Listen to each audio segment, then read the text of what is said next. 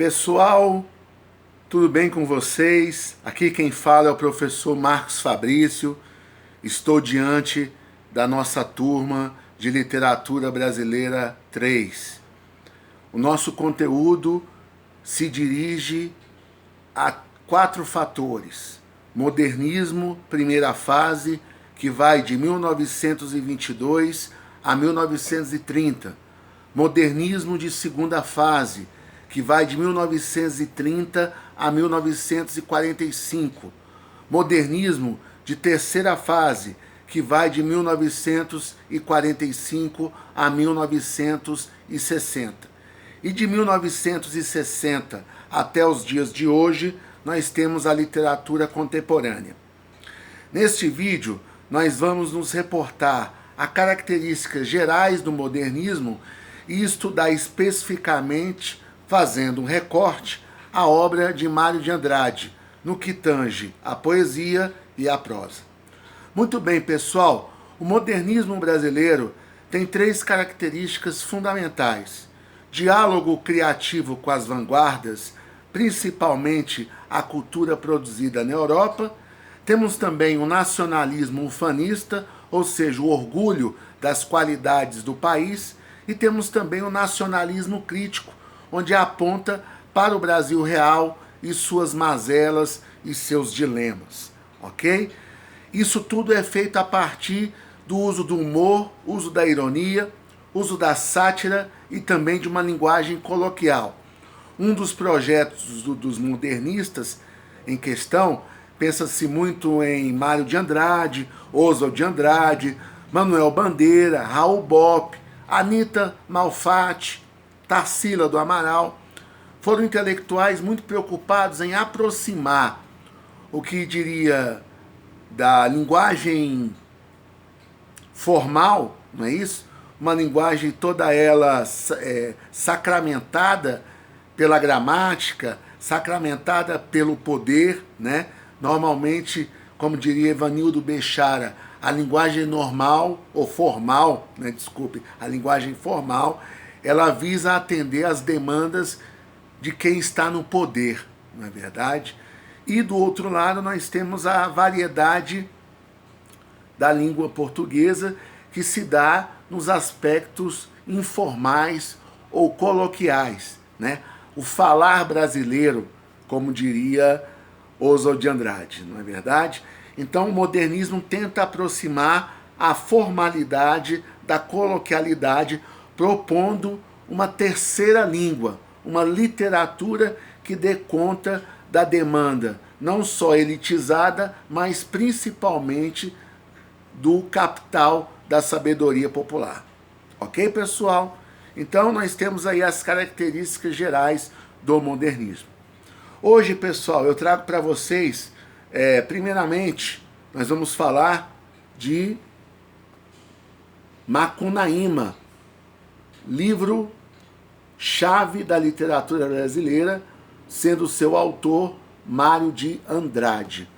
O que nós podemos falar inicialmente do livro Macunaíma, que é o grande livro de prosa do modernismo da primeira etapa, que, como eu disse para vocês, vai da Semana de Arte Moderna, de 1922, à publicação do livro Alguma Poesia, de 1930, autor deste livro, Carlos Drummond de Andrade.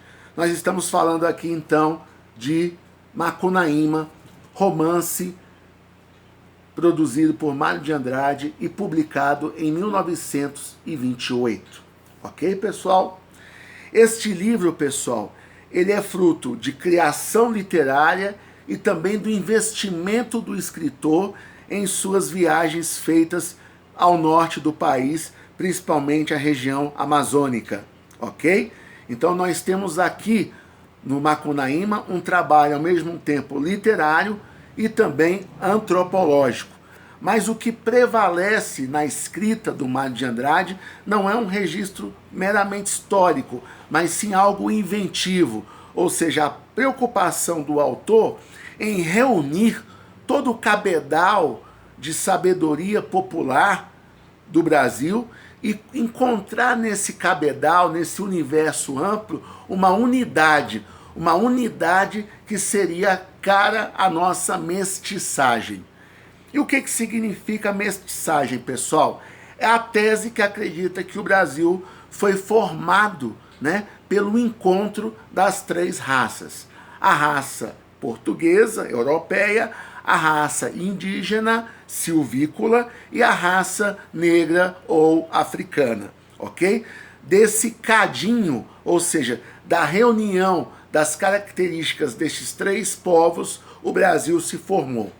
Evidentemente que este mito não leva em consideração, né, o que aconteceu numa história mais real, que foi, infelizmente, massacres e relações de exploração entre a raça mandante, europeia, colonizadora, diante das raças que foram, evidentemente, subalternizadas no processo da colonização, vide a vida dos indígenas e também dos negros brasileiros, duas categorias sociais que até hoje são tratadas com muita marginalização, preconceito e racismo, ok? Mas aqui nós estamos falando de uma fantasia das três raças, ou seja, um encontro harmônico desses três componentes que fundou o Brasil segundo a ideologia da mestiçagem ou segundo o elogio da morenidade. Quem faz esse elogio da morenidade é Gilberto Freire, antropólogo brasileiro, em seu famoso livro Casa Grande e Senzala. Deixa eu ver se eu tenho ele aqui, só um instante.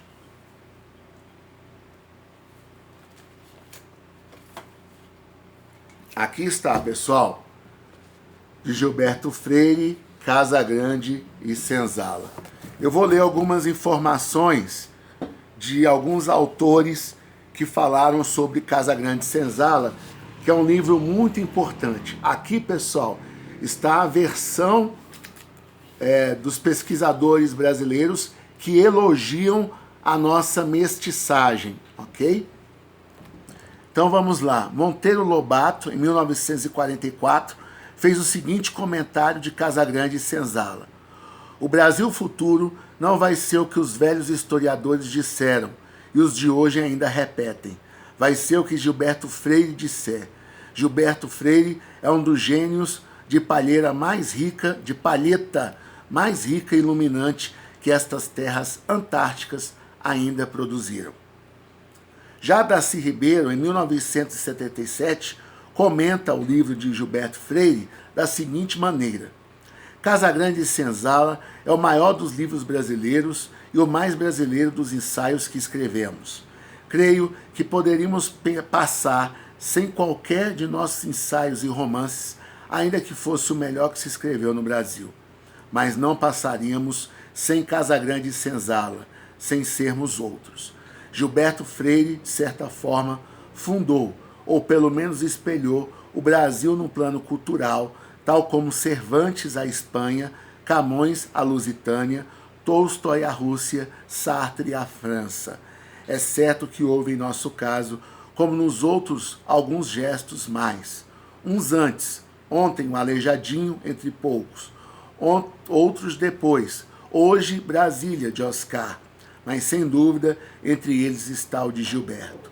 Casa Grande e Senzala é uma façanha da cultura brasileira, como aliás foi visto desde os primeiros dias. Já Fernando Henrique Cardoso, em 2003, fará o seguinte comentário sobre Casa Grande e Senzala: o Brasil urbano, industrializado, vivendo uma situação social na qual as massas estão presentes e são reivindicantes de cidadania e ansiosas por melhores condições de vida, vai continuar lendo Gilberto Freire. Aprenderá com ele algo do que fomos ou do que ainda somos em parte. De alguma forma, Gilberto Freire nos faz crer, nos faz fazer as pazes com o que somos. Valorizou o negro, chamou a atenção para a região, reinterpretou a raça pela cultura e até pelo meio físico. Mostrou com mais força de que todos que a mestiçagem, o hibridismo e mesmo mistificação à parte, a plasticidade cultural da convivência entre contrários não são apenas uma característica, mas uma vantagem do Brasil. Ok, pessoal? Então, aqui está Casagrande Senzala, de Gilberto Freire. Fizemos aqui uma leitura de alguns comentaristas da obra de Gilberto Freire, dentre eles o escritor Monteiro Lobato, o antropólogo Darcy Ribeiro e o sociólogo e ex-presidente da República, Fernando Henrique Cardoso. Pois bem, pessoal, esse projeto de falar do Brasil a partir da mestiçagem fez com que Mário de Andrade fosse ao norte do país e, diante do que ele pesquisou em sua viagem de São Paulo até a região amazônica, construir este livro chamado Macunaíma. O que podemos dizer de Macunaíma? Macunaíma é considerado um indianismo moderno, escrita sobre a ótica cômica. Critica o romantismo, utiliza os mitos indígenas, as lendas, provérbios do povo brasileiro e registra alguns aspectos do folclore do país, até então pouco conhecidos. Esse instrumento de misturar várias tendências culturais se chama rapsódia. O livro possui estrutura inovadora, sem seguir uma ordem cronológica e espacial. É uma obra surrealista na qual se encontram aspectos ilógicos, fantasiosos e lendas. Estes aspectos reunidos, como eu falei para vocês, se chama tecnicamente de rapsódia. Mário de Andrade adota como protagonista um personagem fantasioso e complexo, o qual se misturam os mais diversos traços de nossa formação cultural. Vou ler um trecho do romance Macunaíma, de Mário de Andrade, certo? Para que possamos nos ambientar no campo literário do livro propriamente dito. No fundo do mato virgem nasceu Macunaíma, herói da nossa gente. Era preto, retinto e filho do medo da noite. Houve um momento em que o silêncio foi tão grande, escutando o murmurejo do Urariquera, que a Índia Tapaiumas pariu uma criança feia. Essa criança que chamaram de Macunaíma. Já na meninice, fez coisas de sarapantar. De primeiro, passou mais de 6 anos não falando. Se o incitavam a falar, exclamava: "Ai, que preguiça!" e não dizia mais nada.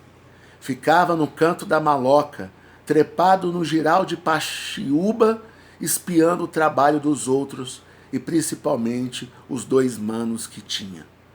Maanape, já velhinho, e Jiguê, na força do homem. O divertimento dele era decepar a cabeça de saúva. Vivia deitado, mas se punha os olhos em dinheiro. Macunaíma dandava para ganhar vintém. E também espertava quando a família ia tomar banho no rio, todos juntos e nus. Passava o tempo do banho dando mergulho, e as mulheres soltavam gritos gozados por causa dos guaiamuns, diz que habitando a água doce por lá. No Mocambo, se alguma cunhatã se aproximava dele para fazer festinha, Macunaíma punha a mão nas graças dela. Cunhatã se afastava. Nos machos, cuspia na cara, porém respeitava os velhos e frequentava com aplicação a murua, a poracê, o torê, o bacororô, a cuicucoguê, todas essas danças religiosas da tribo. Esta é a primeira parte da nossa aula. Espero que tenham gostado. Daqui a pouco vamos partir para o segundo vídeo. Um abraço a todos e continuaremos a nossa saga no universo de Mário de Andrade, continuando com a leitura e o comentário de Macunaíma e também dos seus poemas. Um grande abraço, pessoal. Até a próxima viagem literária.